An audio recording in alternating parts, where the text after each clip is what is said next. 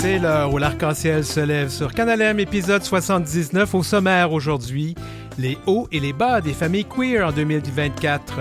On parle aussi de dépendance à la chronique en toute fluidité. Portrait d'écrivains et d'écrivaines du Québec, dont plusieurs de nos communautés avec Mathieu Lacas. Et c'est notre dernière chronique de la saison, ma chronique, donc ma vie en cinéma queer. L'heure où l'arc-en-ciel se lève en ce 3 juin 2024. Ben, on n'est peut-être pas du monde, mais on est juste nous, puis on est bien contents.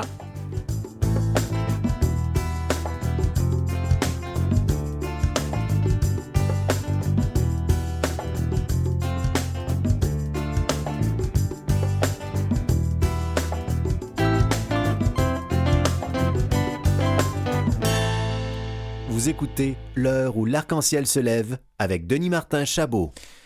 Être une famille queer en 2024, c'est peut-être pas devenu une routine parce que j'aime rien de routinier d'avoir une famille ou d'être une famille, mais c'est quand même beaucoup plus facile que ça l'était.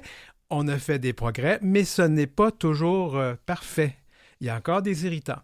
Et pour en parler, je vais parler avec Eugénie Lépine-Blondeau, qui est chroniqueuse culturelle à Radio-Canada. Elle et sa conjointe, donc, ont eu un petit enfant, un petit garçon au début du mois de mai. Et ils ont connu certains petits problèmes. On va en parler. Alors, allô, Eugénie? Bonjour, Denis Martin, ça va bien? Ça va bien. Alors, bienvenue à l'heure où l'arc-en-ciel se lève. Et puis, comme Merci. c'est la première fois qu'on t'interviewe, on demande toujours à nos invités quels pronoms et quels accords il ou elle veut utiliser. Oui, alors, c'est avec elle, donc elle, la, etc. Donc, Féminin, pas de voilà, problème. féminin. Oui. On te reçoit en fait à l'occasion de la Journée mondiale des parents, en passant. Et d'abord, comment ça va, toi, après la grossesse et la naissance? Je pense que c'est la première chose à poser à une femme qui a donné naissance à un enfant, n'est-ce pas? On m'avait bien dit que ça changeait une vie, puis c'est bien vrai. C'est bien vrai. Avoir un enfant, ça change une vie. Ça fait quelques semaines maintenant, puis c'est drôle parce que effectivement, je suis chroniqueuse culturelle depuis 5 ans à l'émission Tout un matin à Radio-Canada, puis j'ai l'habitude de me coucher très très tard, d'aller voir des spectacles qui commencent à 20 heures. Aujourd'hui, je me couche quasiment à 20 heures, c'est-à-dire si mon enfant dort, fait un premier stretch vers cette heure-là, je vais me coucher rapidement. Donc, ma vie a totalement changé. Par contre, ça m'a quand même un petit peu habituée, cette vie-là, de chroniqueuse culturelle, à avoir un sommeil rompu, interrompu, on peut dire ça. Donc, c'est ça. Mais c'est formidable. Ma conjointe et moi, forcément, c'est un projet qu'on caressait depuis vraiment longtemps. Donc, dans les moments plus difficiles, on se rappelle que personne ne nous l'a imposé, cette vie-là. Puis, on l'a vraiment voulu. Puis on a un petit garçon formidable. Donc, pour ça, c'est Justement, chouette. comment va-t-il? Le petit Miro, comment est-ce qu'il va? Oui, il va très bien. C'est un petit garçon très vigoureux. Il y en a dedans. On sent déjà sa petite personnalité. Mais c'est un bébé de quelques semaines. C'est-à-dire il dort pas au moment où on veut. Il boit beaucoup, puis il pleure beaucoup. Mais on aperçoit déjà des sourires, puis il tient notre regard. Donc ça, c'est vraiment très touchant. C'est quand même formidable qu'en 2024, deux parents queer puissent donner naissance à un enfant parce que c'était pas si simple que ça, il n'y a pas si longtemps que Ouais. ça. Alors, comment ça s'est passé pour toi et ta conjointe? En fait, tu veux dire Ben, l'accouchement ou bien non, tout le toute la processus. confection Oui, oui, de l'enfant? commençons là parce que c'est pas juste l'accouchement. Bien que l'accouchement, je suis Ben, certain que c'est quelque chose de très compliqué, puis j'expérimenterai jamais ça, mais quand même, ouais. Non, en fait, ma conjointe et moi, ça faisait plusieurs années qu'on souhaitait bâtir notre famille. Donc, ça a pris quelques années, justement, là, en clinique de fertilité pour arriver à la conception de notre petit garçon, Miro. Donc, ça a pris, c'est ça, beaucoup de patience, beaucoup, beaucoup de temps, énormément de temps. Et ça, je pense que les familles qui sont en processus, là, dans une clinique de fertilité doivent le savoir. Beaucoup de résilience, beaucoup de paperasse, de l'argent aussi, forcément. Donc, ça a été un processus à la fois difficile parce qu'il y a eu des échecs, forcément. Puis ça, ça peut être extrêmement triste et peinant, là. Mais il faut persévérer si c'est notre envie. Nous, c'est ce qu'on a fait. Donc, voilà. Et puis là, on est heureuse. Avez-vous eu beaucoup, toi et ta conjointe, de l'appui, du soutien du système en général, les cliniques, les hôpitaux, les médecins? Comment ça se passe? Ouais, nous, à la clinique de fertilité où on était, ça a été on est très contente, en fait, là, du service qu'on a eu. C'était une clinique là, au privé. Je ne souhaite pas nécessairement la nommer pour pas nécessairement faire de la pub là, comme ça, mais c'est une clinique au privé où on a été très bien reçus, où on a eu un bon suivi, un bon appui, où on a été accueillis aussi. Il n'y a jamais eu de problème là, concernant le fait qu'on était une famille homoparentale ou une future famille homoparentale. Donc, nous, on s'est sentis super accueillis. Puis évidemment, ben, nos amis, nos familles aussi nous ont énormément soutenus. Bon, donc la naissance de votre enfant, à toi et Judith, ça a été, je pense qu'on peut le dire, un des plus beaux jours de votre vie. Ben, ça a été un jour extraordinaire, c'est sûr, parce que surtout après une grossesse de 40 semaines où tu t'imagines c'est qui ce petit être-là qui bouge dans ton ventre, qui donne des coups parfois, développe déjà sa personnalité dans dans mon ventre, tu sais. Fait que je me dis, oh mon Dieu, j'ai tellement hâte de le rencontrer. C'était surtout ça. Donc, c'était la journée la plus difficile probablement de ma vie, mais la plus marquante, très certainement aussi. Mais il y a un mais, vous avez quand même, toi et Judith, été attristés de constater qu'il y avait un irritant quand même assez important Ouais. sur le petit carton là, quand on identifie les nouveaux-nés. Peux-tu nous raconter ça? Oui, ben en fait, déjà, dans tout notre parcours, on est allé, par exemple, à un autre hôpital pour enfants pendant ma grossesse parce qu'on avait des tests à faire. Puis déjà là, j'avais identifié, puis Judith aussi, ma conjointe, on avait identifié des patterns très hétéronormatifs, surtout dans ce qui est de tout ce qui est administratif. Donc, par exemple, c'est ça, dans les papiers, c'était écrit mère Eugénie, puis père Judith. Puis les gens qui remplissent ça le font, j'imagine, un peu mécaniquement. Là. Je pense pas qu'il y ait une intention mesquine nécessairement derrière ça, mais il en demeure pas moins que ça veut dire que les papiers sont faits pour des familles où il y a une mère et un père, ce qui veut dire que ça exclut forcément nous, les familles donc homoparentales comme nous, mais aussi les mamans solo, les nouvelles familles avec personnes, avec mère porteuse, par exemple, etc. Donc, ça exclut quand même plusieurs modèles familiaux, des modèles triparentaux aussi, etc. Donc, ça nous avait heurté, mais c'est vraiment quand on est arrivé en postpartum après l'accouchement où on a vu que sur la petite étiquette, là, le papier d'identification du bébé, c'était vraiment écrit Mère Eugénie, Père Judith. Puis ça nous a fait de la peine d'un parce qu'effectivement, c'était un jour formidable pour nous. C'est le premier jour dans notre vie de parents. Puis déjà, on a ce sentiment d'être pas dans la norme, d'être anormal, etc. Tu sais, donc ça nous a heurté. Ça a heurté forcément Judith aussi parce que c'est elle qui était identifiée comme père alors qu'elle n'est pas du tout le père là, de cet enfant-là. Et puis ça renvoie aussi un peu l'idée que le fait que finalement il n'y ait pas de père, donc qu'il lui manquerait un père, alors que c'est pas vrai dans notre modèle parental, il y aura juste il n'y a pas de père, puis il y a deux mères qui l'aiment énormément, cet enfant-là. Puis c'est le modèle qu'on veut donner. Donc, c'est une petite. Ça nous a fait de la peine. Et on a remarqué aussi dans le carnet de vaccination qu'on a tous et toutes et tous. Le carnet de vaccination, c'est la même chose. C'est écrit père, mère. Et c'est. On pourrait changer ça pour Parents? viser justement une société beaucoup plus équitable et inclusive, finalement. Ça pourrait être juste être parent finalement, parent un, parent 2. Absolument. Puis ça pourrait être aussi parent 2, parent 3, parent 4, parce qu'il y a des familles avec plusieurs parents, puis Ouais. ça aussi, il faut s'habituer à ça, n'est-ce pas? Oui. Puis Euh, ça pourrait aussi, tu sais, il y a des gens qui veulent s'identifier comme mère, comme père, tu sais, puis c'est c'est leur correct choix. aussi, mais ça pourrait aussi être juste, on laisse un blanc puis on l'écrit à la main selon comment est-ce que la personne s'identifie. Donc, il y a différentes possibilités. Puis, moi, j'ai fait une petite publication, en fait, là, à la journée contre l'homophobie et la transphobie, le 17 mai, dans laquelle, sur Instagram, en fait, où je disais ben, que cette journée-là, un peu, elle résonnait spécialement cette année, tu sais, parce qu'on se projetait comme parents queer, de famille homoparentale. Puis, je disais qu'il y avait des petites et grandes avancées à faire partout dans le monde. Puis, je donnais comme exemple cet exemple-là de ce qu'on a vécu, donc, en postpartum. Et puis, c'était à l'hôpital Jeune Homme parce que, bon, après, ça a été dans le journal, mais ça a été au CHUM. Puis, c'est Mhm. venu aux oreilles, pardon, d'une gestionnaire du CHUM qui m'a appelé, qui nous a appelé comme famille, puis qui a voulu discuter de ça, puis qui tout de suite a dit, ben, on va changer les choses. Donc, le carton d'identification doit être changé là, prochainement, en fait. Et ça a été vraiment touchant de voir ça parce que ça s'est fait dans le respect puis dans l'écoute.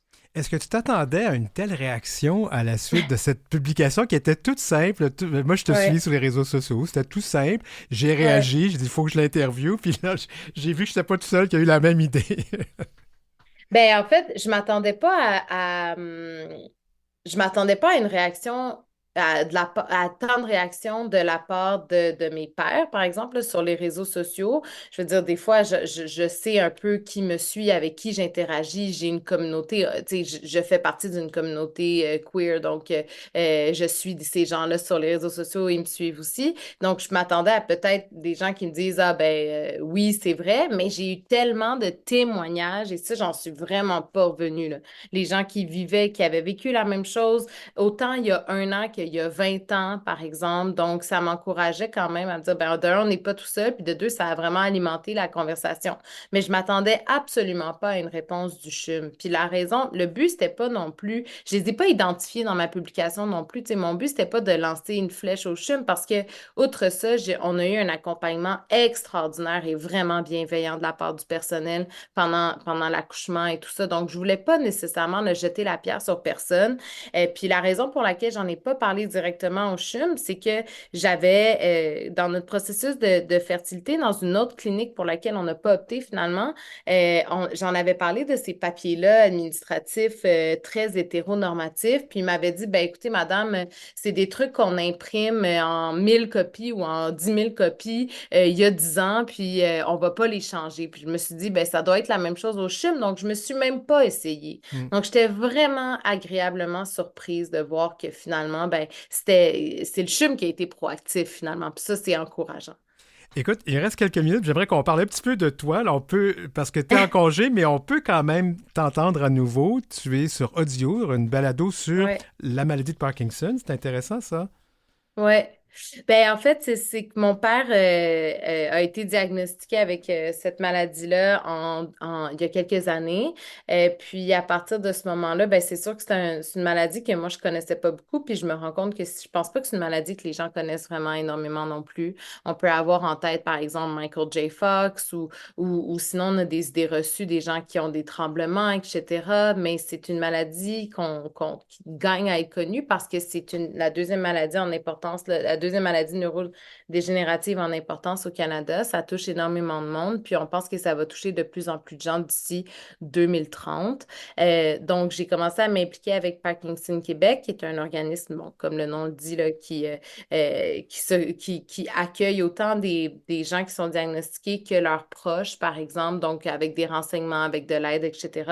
J'ai commencé à me renseigner, puis j'ai développé vraiment une bonne relation avec cette équipe-là, avec l'équipe de Parkinson Québec, puis ils m'ont proposé d'animer un balado pour faire connaître la maladie.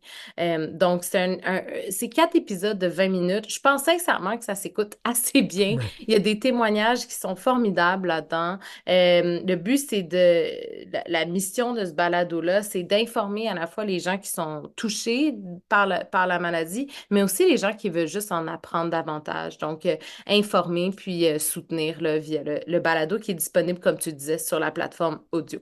On n'aura pas le temps d'aller plus loin que ça, mais je voudrais quand même souligner qu'on va aussi te voir, je ne sais plus quelle date déjà, pendant Fierté Montréal, Combat des tubes.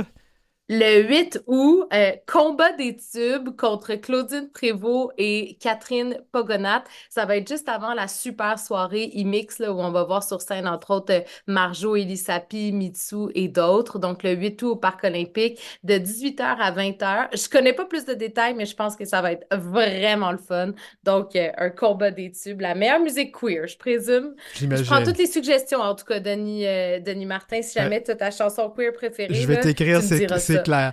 Génie Lépine Blondeau, on va te souhaiter quand même quelques nuits de sommeil entrecoupées Merci. et au plaisir de te revoir très bientôt. Merci beaucoup et félicitations encore. Merci pour l'invitation. Bye bye. Merci.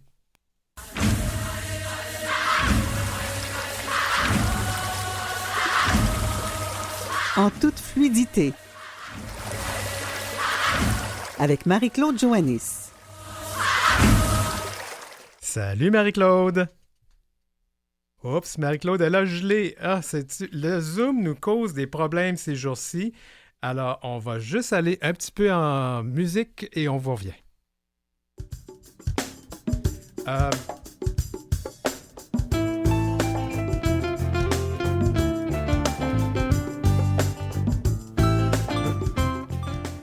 Bon, alors, Marie-Claude, excuse-moi, tu Là. avais gelé. Je ne sais pas pourquoi il fait froid dans ton coin. Non, il fait 30 degrés à l'ombre. Bon, allons-y, on va espérer que ça fonctionne pour le reste de la Oui. chronique. On va parler aujourd'hui de dépendance. Et de la dépendance, ça existe à plusieurs formes, mais toi, tu t'intéresses donc drogue, alcool et jeux. Oui, ben je pense que c'est important, Denis Martin, d'en parler. C'est l'été qui est là, qui dit été dit terrasse, bière à tout venant, et ben consommation de pot et autres substances dans les festivals, un peu partout. Et ben ça peut être agréable, pris avec modération, mais ça peut aussi créer plusieurs préoccupations pour les gens, puis pour les proches aussi de gens qui consomment. Et c'est pas parce que c'est l'été que c'est plus un problème puis que c'est pas une réalité pour bien des gens. Donc, je pense que c'est important d'en parler. Alors, allons-y, c'est quoi la dépendance? Ben, tu sais, la dépendance, hein, comme tu dis, effectivement, ça peut être des dépendances à la bouffe, au sport, ça peut être différentes formes. Là, on parle vraiment de dépendance à des substances ou au jeu. Le jeu, ça crée un peu le même effet hein, que la consommation de drogue. Là, ça produit de la dopamine. Ben, ça a les mêmes effets dévastateurs là, aussi social et psychologiques. Donc, dans le fond, c'est un besoin irrépressible et incontrôlable de consommer une substance ou de jouer, puis qui va nous amener à faire certaines actions qui, au départ, vont nous amener du plaisir, mais qui plus ça va aller, puis moins il va nous offrir de plaisir. Plus ça va être difficile, plus il va falloir consommer une grande quantité de cette substance-là ou de jeu pour atteindre le même niveau de plaisir. Et plus ça va amener d'effets négatifs, là, jusqu'à amener peu de plaisir, beaucoup d'effets négatifs pour de plus en plus de consommation et d'impact là, dans la vie des gens. Et justement, parlons de statistiques. Ouais, tu sais, évidemment, on ne sera pas surpris là, de savoir que les minorités sexuelles sont surreprésentées au niveau de la consommation. Les études sont pas très récentes, mais quand même, on parle là, d'à peu près 10-12% de la population hétérosexuelle là, qui aurait des enjeux de dépendance, alors que chez les personnes de la diversité sexuelle de genre, on monte à peu près à 30%. Donc, une personne sur trois. On a déjà parlé, entre autres, de la consommation sexualisée qui est un enjeu. Donc, évidemment, quand on consomme, c'est pour combler une souffrance intérieure. Hein. Tu sais, c'est un mécanisme de coping qu'on appelle, là, c'est geler une douleur. Donc, on sait que parce que les gens de la diversité ont vécu plus d'intimidation, plus d'agression à caractère sexuel, etc., ben, plus de violence, ben, nécessairement, ils sont plus sujets aussi à utiliser ces stratégies-là. Est-ce que toutes les consommations sont des consommations problématiques? Parce qu'il y a quand même des consommations récréatives et on dit qu'il y a quand même une personne sur trois là, qui fait de la dépendance. Les deux autres qui consomment n'ont peut-être pas ce problème-là? Oui, effectivement, oui, la majorité des gens vont être capables d'avoir une consommation qui va être gérable. Puis des fois aussi, comme à un moment donné, les gens vont voir que ça dérape un petit peu, whoop, ils vont se ramener. Tu sais, on voit de plus en plus de gens qui font des mois sans alcool, Ouais. etc. Ou tu sais, des gens qui font, whoop, moi je fais un an, là, j'ai décidé de faire un an sans consommation. Je trouve que je sais, c'était pas si problématique, mais je trouve que là, c'était trop. Ou, tu sais, les gens vont s'auto-gérer aussi par rapport à ça. Il y a beaucoup de gens aussi qui vont être dans différentes étapes de la gestion de leur consommation, qui vont beaucoup justifier leur consommation. Ah, mais moi, j'ai réduit. Ah, mais moi, je travaille quand même. Moi, je pense que les gens aussi ont beaucoup une vision d'une personne qui est toxicomane, une personne qui est alcoolique, une personne qui ne fonctionne plus, qui consomme en se levant le matin. Mais non, là, ça prend beaucoup d'autres formes que ça. Quand les gens sont anxieux, ils ne consomment pas. Quand ça atteint, quand ça touche à ta vie de couple, à ta vie familiale, quand ça a un impact sur ta capacité à te concentrer au travail, quand, tu sais, à un moment donné, ça touche à ta santé physique, ta santé psychologique, quand à un moment donné, ta santé financière, etc., ben, tu sais, c'est ça, là, ça commence à un moment donné à avoir beaucoup d'impacts qui sont plus négatifs que le petit moment de plaisir ou de paix que la consommation peut apporter, là. Maintenant, allons-y pour l'alcool parce que c'est quand même quelque chose qui est assez fréquent. Il y a quand même des Oui. dangers là, d'essayer d'arrêter tout ça tout seul. Des fois, ça marche pas, Oui, ça. c'est important. Ben, c'est important de faire une mise en garde, là. Tu sais, souvent, les gens vont penser que les consommations, les substances qui sont les pires. Là, tu sais, les gens pensent à l'héroïne, mais en fait, quand moi, j'ai travaillé dans un centre de traitement des dépendances et les substances les plus dangereuses, c'est d'arrêter, tu sais, c'est l'héroïne et l'alcool. Et l'alcool est en est un très dangereux. Donc, l'alcool, ça crée une dépendance, ça crée le corps supplé là, dans le cerveau. C'est un dépresseur du système nerveux central. Puis, le système nerveux central, ça s'occupe dans le fond, de la respiration, du rythme cardiaque. Donc, et quand le système, dans le fond, compense quand quelqu'un consomme beaucoup. Alors, si on arrête la substance d'un coup, le corps va continuer à produire des substances qui vont créer des gros problèmes dans le corps. Et ça peut vraiment, les gens disent, ah non, moi j'ai arrêté tout ça, il n'y a pas de problème. Mais des fois, quand on les questionne un peu plus, il y avait des enjeux. Donc le tremblement, c'est ce à quoi les gens pensent spontanément, mais les gens peuvent avoir des acouphènes, ils vont faire de l'anxiété, ils peuvent avoir des hallucinations, mais ça ne rendront pas vraiment compte, oh, la pièce qui tourne, oh, ouais, je suis un peu étourdie, etc. Mais c'est que ça peut vraiment avoir des enjeux. Puis si les gens arrêtent trop drastiquement, ils peuvent tomber en ce qu'on appelle en délirium tremens. Et là, ils ne s'en rendront pas compte sur le coup, là, quand ça arrive. Et Le ça peut mener délirium jusqu'à la tremens, c'est quoi? Ben, j'imagine que c'est un mort. délire, là, si je peux... oui. Oui, c'est un état un peu d'hallucination, où est-ce que la personne, son cerveau va vraiment dérailler parce que ce que ça crée un tel déséquilibre chimique et hormonal que le cerveau ne fonctionne plus, n'est plus capable de s'autoréguler. Donc, la respiration va diminuer énormément. Ça peut être dangereux de mourir, là. Tu sais, c'est sérieux. Donc, nous, c'est vraiment quelque chose ce qu'on surveillait le plus, c'était les gens qui étaient en sevrage d'alcool. Donc, dans le fond, ce qui est important, c'est que si vous arrêtez, puis tu sais, c'est bien beau de dire, ah, ben, moi, j'ai arrêté à Fred, j'ai déjà arrêté à Fred, pas de problème. Ben oui, mais tu sais, c'est vraiment plus difficile, premièrement. Puis deuxièmement, mais ça peut comporter des risques pour votre santé. C'est pas parce que vous l'avez déjà fait que là, votre niveau de consommation le permet. Tu sais, dans le fond, si vous en parlez à un médecin, mais tu sais, les médecins, ils ont un secret professionnel. Souvent, on va prescrire un médicament qui va juste aider, dans le fond, à suppléer tranquillement la dose d'alcool dans votre. C'est pas Ça, comme c'est pas comme de la nicotine, là, c'est autre chose, mais c'est juste ça aide à calmer le système nerveux puis à tranquillement là, faire un sevrage là, ouais, qui va être sécuritaire, en fait. C'est ouais, ça parce le que but. cesser de fumer, c'est une chose, là, mais bon, cesser de boire quand on a vraiment une dépendance, ça peut être compliqué. Est-ce qu'on voit les mêmes choses? Parce que là, on a parlé beaucoup d'alcool, mais est-ce qu'on peut voir les mêmes choses avec d'autres drogues? Tu as mentionné l'héroïne tout à l'heure. Oui, ben, tu sais, c'est sûr que ces substances-là, là, tu sais, on conseille pas ça peut, là, arrêter à frette, là, mais habituellement, les gens le font moins aussi. C'est pour ça que je parle plus de l'alcool, là. Souvent, c'est des substances que les gens auront pas tant tendance à arrêter tout ça, là. Fait que, mais oui, effectivement, là, dans les centres de traitement des dépendances, c'est pas toutes les centres de traitement là, qui font l'héroïne et ces substances-là parce que aussi ça a un impact là, sur le système, puis ça prend aussi une supervision médicale. Donc, il y a des centres de traitement des dépendances Oui. qui offrent un traitement médical 24/7 et il y a d'autres centres de traitement des dépendances qu'il faut déjà avoir fait un petit début de sevrage ou en tout cas, faut pas se sevrer, faut pas être sevré, donc on peut pas être sevré, pardon, à des substances comme l'héroïne. Donc, c'est ça. Donc, mais ça, c'est pas la majorité des centres. Donc, il existe une panoplie de centres.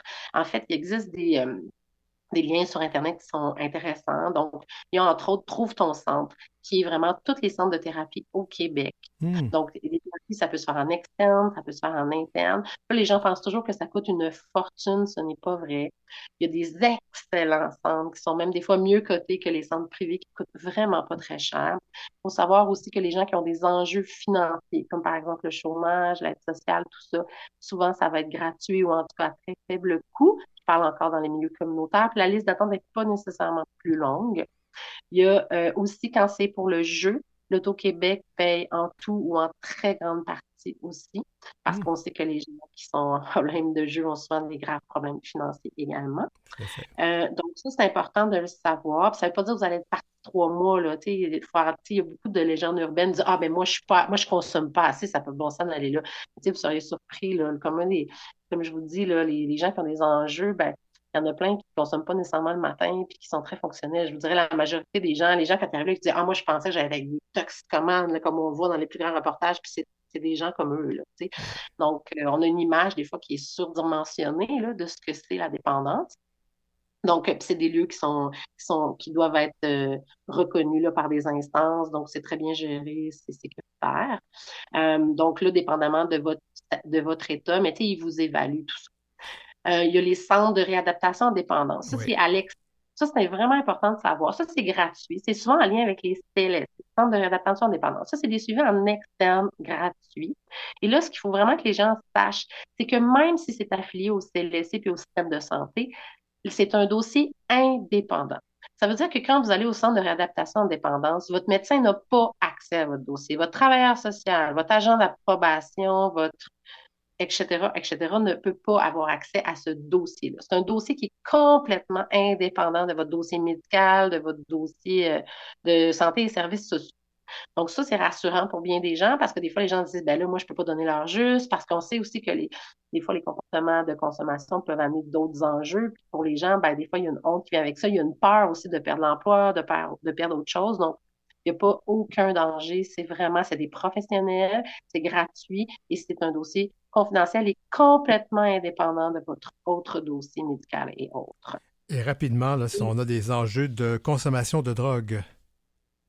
Oui, ben c'est ça. Mais en fait, c'est toutes les mêmes ressources. Il y a aussi drogue, aide et référence. Il y a un 800, puis il y a une ligne là, 24/7. Il y a un 800 265 26 26. Et je tiens aussi à dire que pour les proches, parce que c'est aussi très difficile d'être un proche de personne qui a un enjeu de dépendance. Puis on sait que la dépendance, des fois, ça va mieux, puis des fois, il y a des rechutes, etc. Fait qu'il y a Alanon, qui est pour les conjoints de personnes qui consomment. Il y a Alatine. Puis il y a souvent aussi plein de groupes Alatine, de c'est pour soutien. les enfants, je pense, hein, c'est ça? Excuse-moi, ouais, Oui, adolescents, adolescents. teenagers. Ouais. Donc, c'est ça, excuse-moi. Puis oui, effectivement, des fois dans les CLSC aussi, il y a des groupes d'entraide, si vous appelez aussi dans les centres de réadaptation en dépendance. Puis vous pouvez demander un suivi pour vous-même, pour vous aider là-dedans. C'est pas facile de savoir qu'est-ce qu'on fait, comment je mets des limites, où est-ce que, tu sais, jusque où. C'est la même chose quand c'est des enjeux liés au jeu compulsif. Tu sais, je donne de l'argent, j'en donne pas, tu sais, tout ça, tu sais, ça pose des questions vraiment grandes. Tu sais, moi, mais je l'aime, mais là, je trouve ça vraiment difficile, ça a vraiment un impact. Et comment je mets une limite, toutes c'est des questions qui sont très pertinentes, qui sont importantes. T'sais. Puis, on le dit, quand une personne a un problème de consommation, ça affecte au moins 10 personnes autour. Ouais. Donc, c'est pas banal, puis c'est pas pour culpabiliser les personnes qui ont un enjeu. On le sait, c'est complexe. C'est puis complexe. La personne elle-même, c'est la honte. Ben, on va devoir s'arrêter là-dessus. Marie-Claude Joannis, écoute, notre dernière chronique de la saison. On se revoit l'an prochain. Ben, merci beaucoup. Bon été, en bonne sobriété. Puis maintenant, là, c'est possible de prendre du sans-alcool partout. Il y a du choix, puis c'est bien. Tout à fait. Alors, bon été en sobriété à tous. Parfait. Alors nous, en deuxième partie, on va aller au cinéma, mais avant, on va parler de portraits d'écrivains et d'écrivaines du Québec.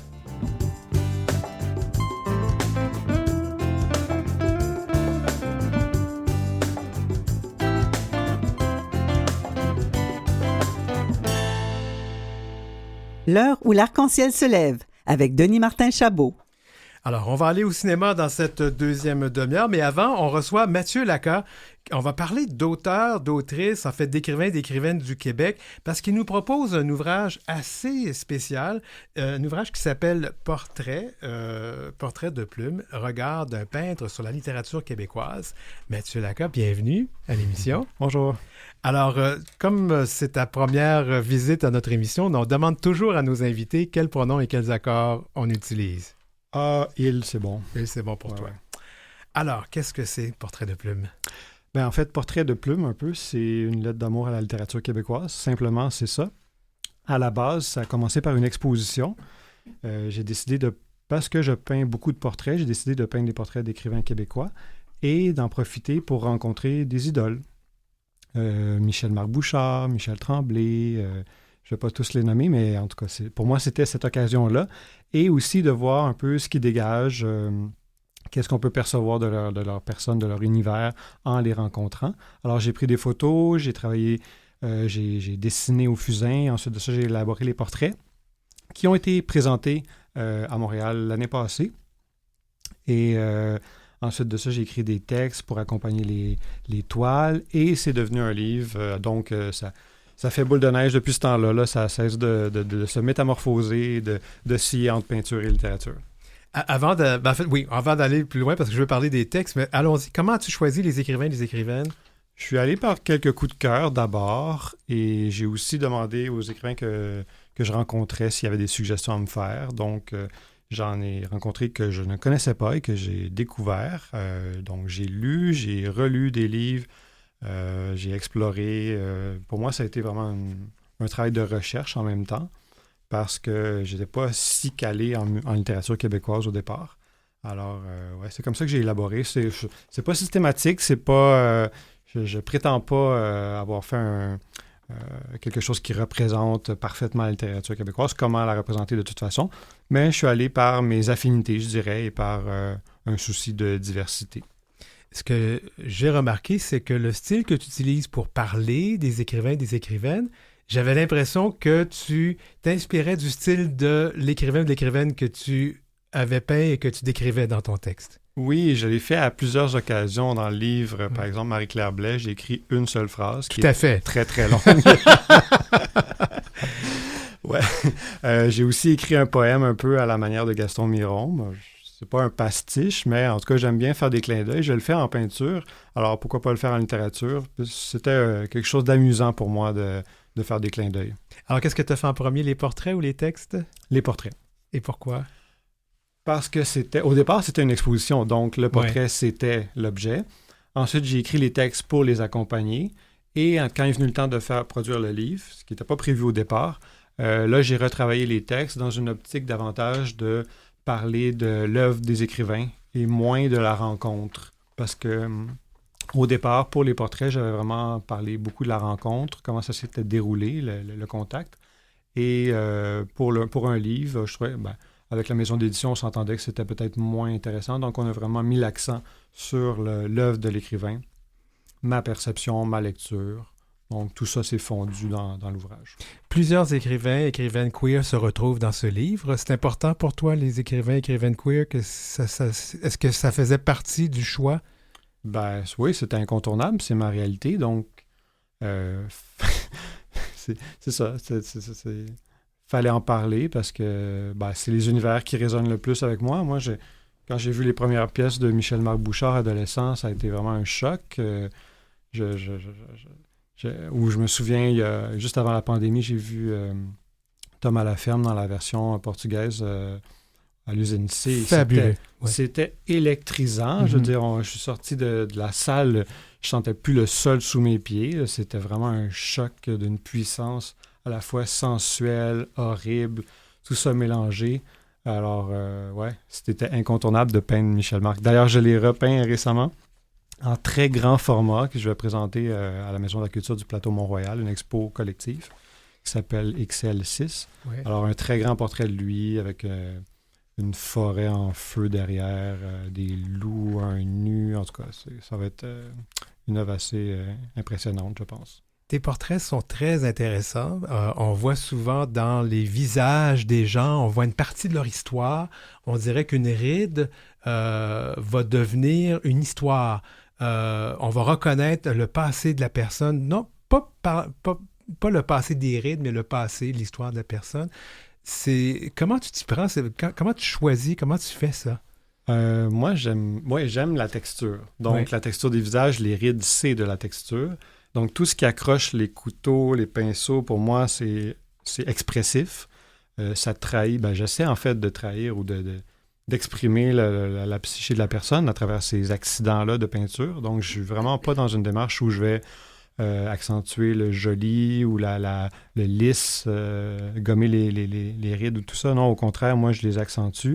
J'aime la brutalité des faits plastiques comme la texture. Et pour moi, c'est qu'un visage, c'est un paysage, en fait. Puis des fois, tu leur donnes un grand coup de vent aussi, hein? C'est assez, oui. Oui, je vais les dissoudre un peu. Je me permets des libertés, mais tu sais, je suis pas dans un style de portrait qui est très nécessairement flatteur toujours. Je veux vraiment créer des œuvres qui soient expressives, qui trahissent l'esprit de la personne, quitte à les froisser. Est-ce que tu as eu des gens qui étaient froissés? Oui, ça arrive. Oui, ça arrive. Oui, ça arrive. Je peux pas nécessairement raconter toutes ces histoires-là, mais c'est arrivé à plusieurs occasions. Et c'est pas grave parce que dans le fond, je peins pas nécessairement ces portraits-là pour le sujet, pour la personne que je représente. Ça s'adresse à tout le monde. Et c'est ma vision. Et puis aussi, on peut faire 1000 portraits d'une seule personne. Donc, c'est toujours un exercice riche. Ça va me permettre de retourner un petit peu en arrière. Oui. Parce que tu as publié l'an dernier chez Le Méac l'invention d'un visage. Et effectivement, le visage, on voit que c'est un visage qui a été un peu décomposé, si on peut se permettre, un petit peu, Oui. un petit peu dans un coup de vent aussi. Mhm. Et là, c'est intéressant parce que, si tu me permets un petit résumé rapide, à la suite d'un accident, Antoine Aymard est atteint de prosopagnosie. Alors ça, c'est un trouble neurologique empêchant la reconnaissance des visages. Oui, ça existe vraiment. Oui, Oui. oui, j'ai fait une petite recherche justement parce que je dis, ça existe-tu vraiment ça? Et là-dedans, on retrouve tout un univers et moi, je t'ai reconnu là-dedans. Je te connais pas tant personnellement, mais pour t'avoir entendu, je t'ai reconnu. Oui, bien, c'est mon jardin, la peinture. Donc, l'art du portrait, c'est au cœur de ce roman-là. Alors, pour moi, j'ai exploré des thèmes qui m'étaient chers, mais que je connais bien. Donc, tout ce qui est le travail créateur du peintre, pour moi, c'est ça qui m'intéressait d'explorer. Et aussi, je voulais écrire une histoire où la capacité de peindre du personnage soit ça qui dénoue l'histoire, qui soit le moteur et qui dénoue l'histoire. Parce qu'il y a des grands exemples de romans où le personnage principal où il est question de peinture, mettons le portrait de Dorian Gray qui est extraordinaire, mais c'est pas le fait de peindre qui va être le moteur de l'histoire, c'est le pacte initial. Oui. Alors moi, je voulais écrire une histoire où ça soit le fait de peindre. Et aussi, il y a une histoire dans le passé. Donc, Antoine Aymard, c'est l'époque contemporaine, mais il y a aussi une histoire il y a 100 ans où un autre peintre va créer un portrait. Il y a une histoire amoureuse là-dedans. Et les deux époques vont s'entremêler. Donc, c'est un roman très, très complexe, comme on dit, pour un premier roman. Et j'ai eu d'excellentes critiques, d'excellents commentaires. Je suis vraiment content de cette aventure-là et je travaille sur un autre maintenant. Mais justement, parlons-en de cet autre roman. Parce que je peux dire que dans l'invention d'un visage, c'est quand même un roman qui a une très bonne thématique queer à nouveau. Puis on comprend que c'est important pour toi, c'est ton univers. Le prochain? Le prochain aussi, mais avec des femmes. Avec des femmes? Oui. Aïe. Je me mets dans la peau d'une domestique des années 50 qui a habité dans les cantons de l'Est. C'est en dehors de moi, mais en même temps, il y a des résonances parce que, effectivement, c'est une femme qui est amoureuse d'une autre femme. Et pourquoi je peins cet univers qui n'est pas nécessairement le mien? En fait, c'est que j'utilise les souvenirs de mon mari, les souvenirs de sa vieille tante. Sa tante, en fait, c'était une domestique, donc elle avait vraiment pas beaucoup d'argent. Elle a économisé beaucoup et à son décès, elle a légué à mon mari une petite somme qui a fini par payer mes études universitaires en art plastique à l'Université Concordia. Donc, c'est un peu une espèce d'hommage tardif que je lui fais en inventant une histoire autour d'elle comme personnage principal. Elle qui était analphabète, eh bien, je lui ai écrit un roman. Wow.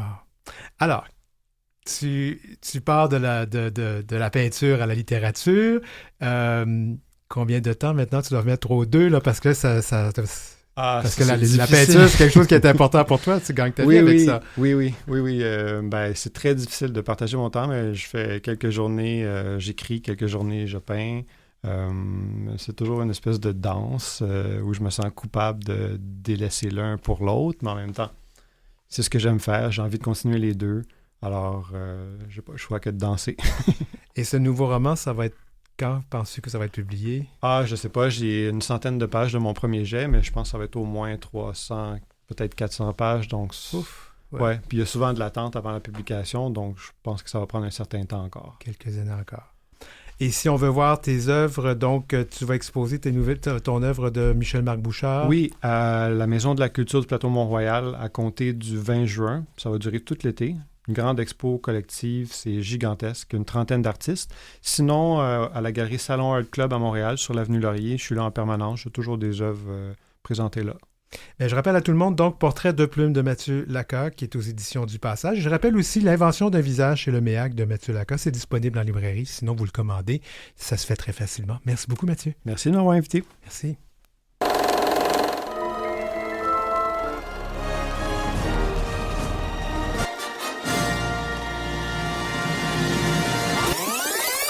Ma vie en cinéma queer avec Donald Bilodeau. Salut Donald. Salut, Pendant que tu installes ton micro. Ben oui, ça va, je suis correct. Alors, on va terminer notre regard sur les films étrangers queer. Et on y va, on commence donc quelque part en Europe ou on va où là? On s'en va au nord de l'Europe, on s'en va en Suède, pays que je m'avais visité d'ailleurs dans 3 semaines. Ah oui, Ben chanceux. Alors écoute, c'est un film qui s'appelle Les joies de la famille. En suédois, ça s'appelle Patrik 1,5. Mais tu le dis pas en suédois, tu le dis quand même en québécois. Ouais, ben, écoute, j'ai pas d'accent suédois, je sais pas ce que ça donne. Alors, pourquoi un tel titre, Patrik 1,5? Alors, c'est simplement parce que l'histoire est la suivante. Goran, un Suédois trentenaire, et son mari, le très viril Sven, s'installent dans leur maison de banlieue. Ils font connaissance avec leurs nouveaux voisins et leur annoncent une bonne nouvelle. Leur demande pour adopter un enfant a été validée. Bientôt, ils reçoivent un papier révélant le prénom de l'enfant, qui est donc Patrik, et son âge, qui est 1 an et demi, d'où le 1,5. Mais la virgule n'est pas située au bon endroit sur les documents, et c'est plutôt un adolescent de 15 ans au passé de délinquant qui sonne à leur porte. Quel beau cadeau! En effet. Les choses ne se déroulent pas du tout comme prévu, évidemment, pour le couple et leur relation sera mise à rude épreuve. C'est une bonne satire sociale. C'est un film rafraîchissant, drôle, moderne. Les acteurs sont excellents. Ça a été réalisé en 2008 par une femme très talentueuse et reconnue en Suède qui s'appelle Ella Lemhage. Et concernant les acteurs, je vais vous parler d'un seul acteur, celui qui fait Goran. Il est incarné par Gustav Skarsgård. J'espère que ma prononciation est bonne. Alors, il faut savoir que la famille Skarsgård, c'est une famille reconnue internationalement. Il y a d'abord le père Stellan Skarsgård, que l'on a pu voir dans de nombreuses productions, parmi lesquelles Amistad de Steven Spielberg et Good Will Hunting de Gus Van Sant.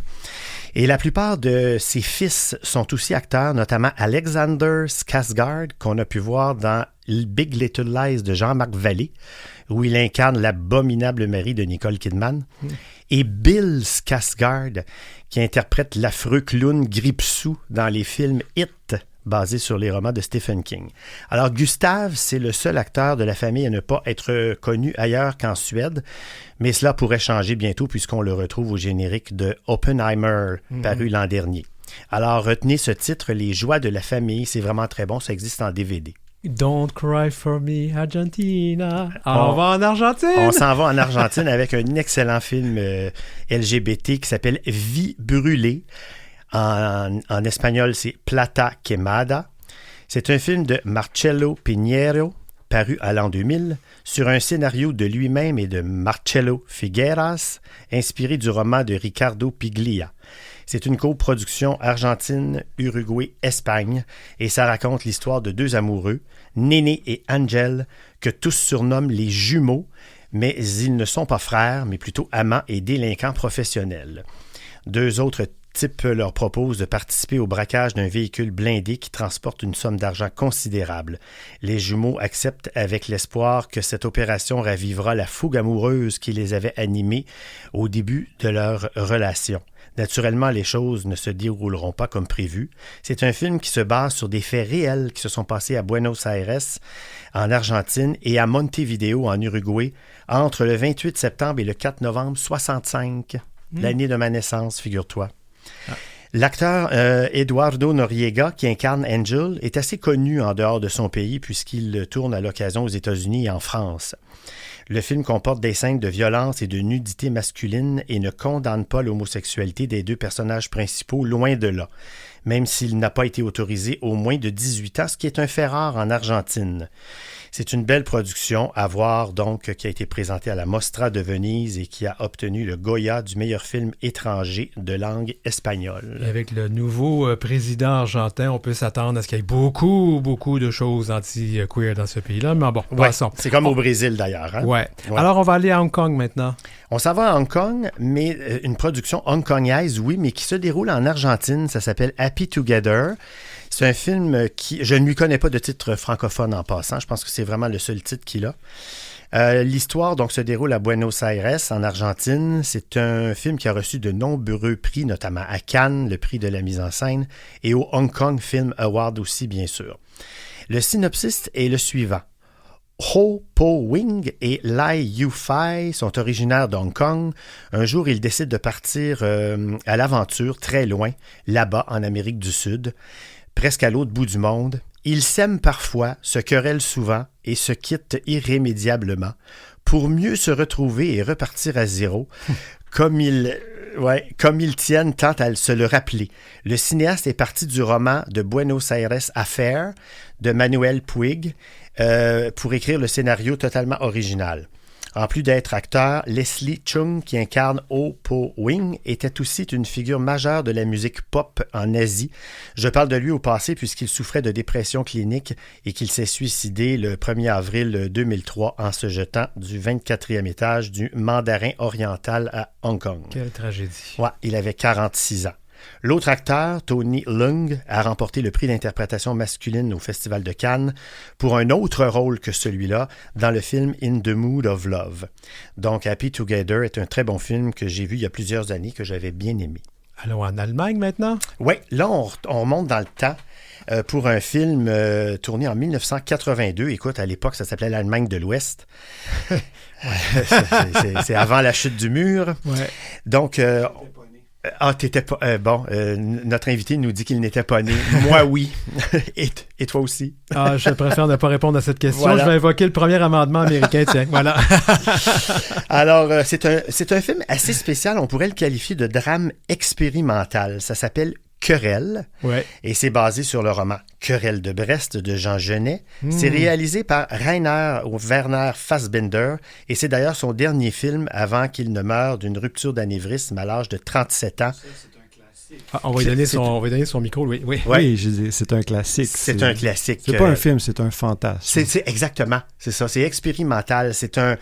C'est une œuvre posthume, d'ailleurs, parce que ça a été présenté, c'est avant la fin du montage de Querelle qu'il est décédé, Fassbinder. Mm-hmm. C'est une œuvre posthume qui a été présentée à la Mostra de Venise en 82. C'est une production internationale, d'ailleurs, hein, puisque le réalisateur est allemand. Les acteurs principaux, Brad Davis et Franco Nero, sont respectivement états-uniens et italiens. L'actrice principale, Jeanne Moreau, est française. Et l'acteur de soutien, Hanno Polsch, est autrichien. Alors, pour l'histoire, écoutez, c'est assez compliqué à expliquer. Alors, je vous fais simplement une lecture du synopsis tel qu'on peut le trouver sur le web. Ce film relate l'histoire d'un jeune marin à la sexualité en mutation, Querelle, qui débarque à Brest. Beau et viril, il attire son supérieur, le lieutenant Séblon, qui est joué par Franco Nero. Il fréquente la Feria, qui est un bar à prostituées mené par Madame Lisiane, qui est la grande Jeanne Moreau, qui est la maîtresse de Robert, le frère de Querelle. Querelle veut coucher avec Lisiane et sait qu'il doit d'abord se soumettre au hasard et jouer au dé avec Nono, le mari de Lisiane. Ça fait assez compliqué comme histoire. S'il perd, il doit se laisser sodomiser par Nono. C'est le prix à payer pour coucher avec sa femme Lisiane. Il perd volontairement. Il perd volontairement au dé, voilà. Et se donne aussi à un policier et il fréquente un jeune assassin, Gilles.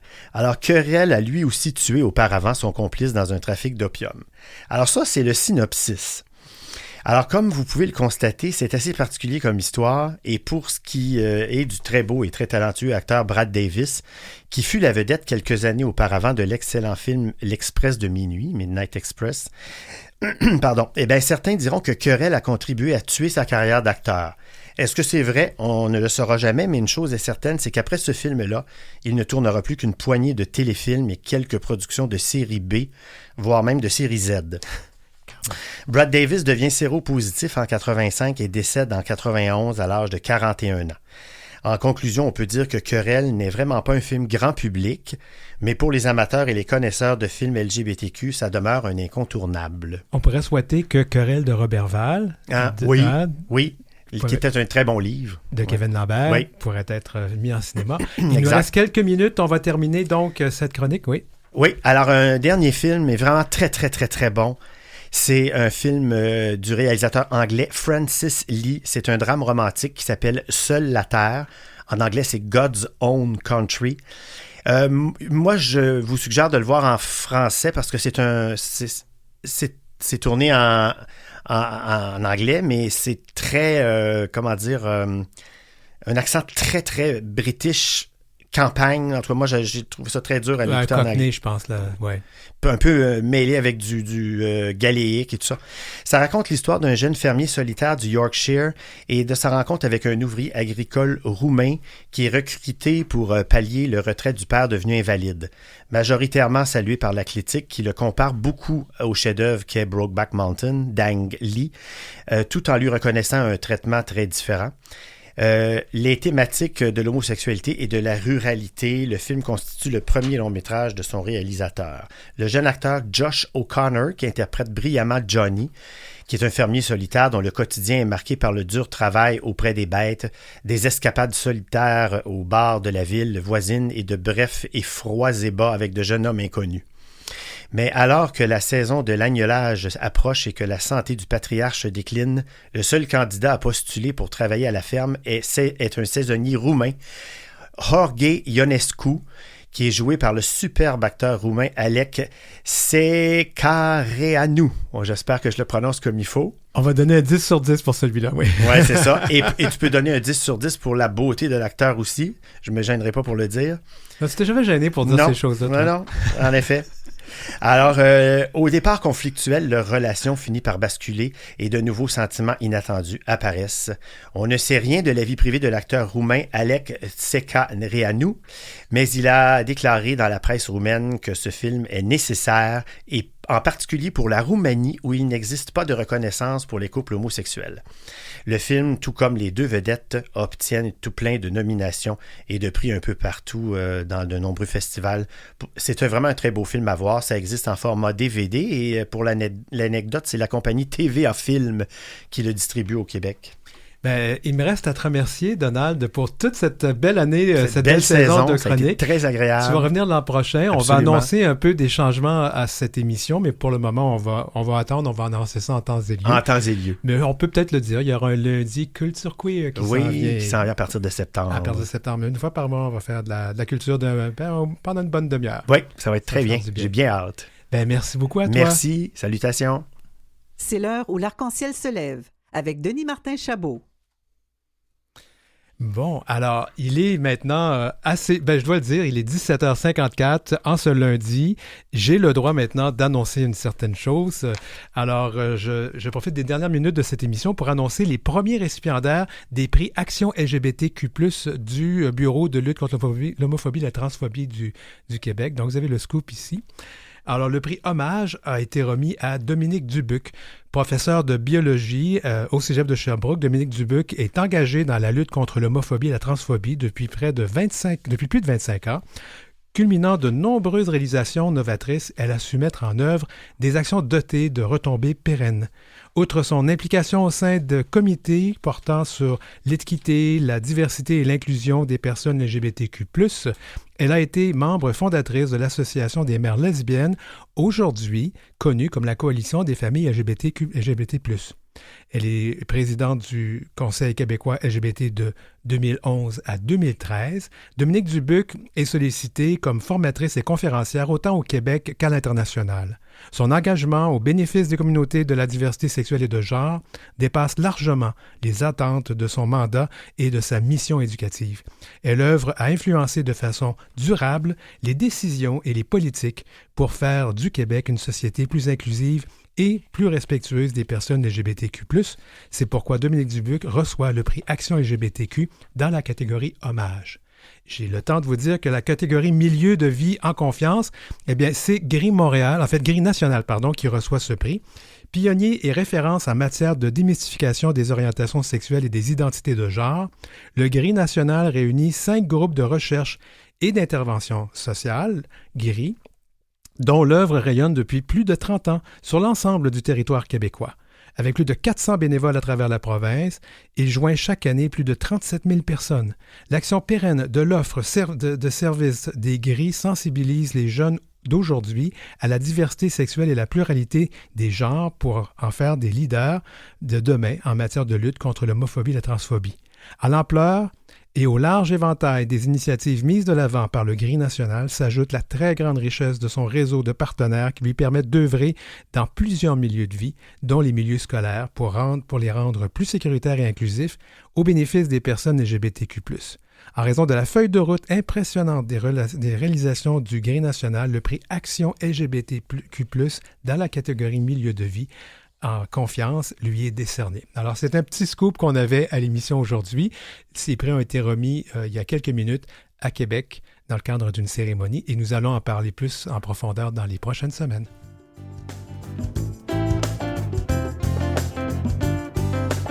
Pour joindre l'équipe, écrivez-nous à heurciel@gmail.com.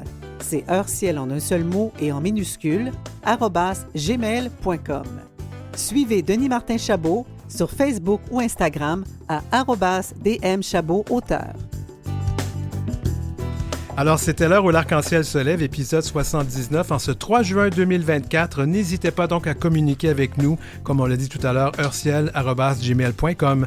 Merci à l'équipe, Marie Massé et Godéric Trobe à la recherche, Maurice Bolduc à la mise en onde, Julie Curley qui fait la musique thème, Jolie Ormelette qui est chef de contenu numérique. Merci à Jean-Sébastien Leslibertés, chef de diffusion de Canal M, Philippe Lapointe, directeur d'antenne, et Marjorie Théodore, présidente et directrice générale de Vie et Voix de Canal M. Je m'appelle Denis Martin Chabot, je vous remercie d'être là. On se revoit, on se reparle la semaine prochaine.